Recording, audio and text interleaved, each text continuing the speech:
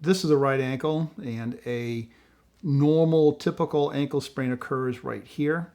Okay, this is the fibula, and the normal ankle ligament that gets injured is something called the anterior talar fib, so that goes down this way. There's one that goes down this way. This is called the calcaneofibular ligament.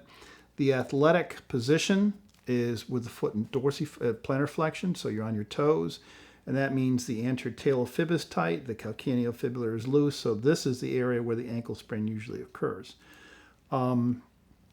There are different grades. All ligament injuries are sprains, and they're graded 1, 2, and 3. 1's a tweak, just pulled a little bit. 3 is a complete tear, and 2 is everything in between. So there are a lot of 2s. A typical ankle sprain, a minor grade 1 ankle sprain, 1 to 3, 1 to 4 weeks at the most. Grade 2, that can be anywhere from 2 to 6 weeks. Grade 3, it could require surgery. So high ankle sprains are just an inch above. High ankle sprains include this injury right here between the fibula and the tibia. And so this is what's called a syndesmotic injury. So there's a tib-fib ligament here, and there's a tib-fib ligament in the back.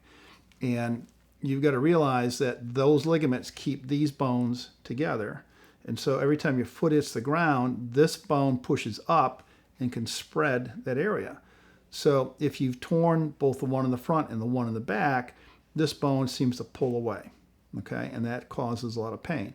And actually, if you tear these two, there's a membrane that goes all the way up between these two bones, all the way up.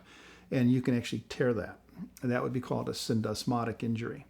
A high ankle sprain, because of the severity, okay, can take 3 months sometimes to get better. Occasionally they'll put a screw in to keep these bones together and make it heal quicker. But it can be a very devastating injury.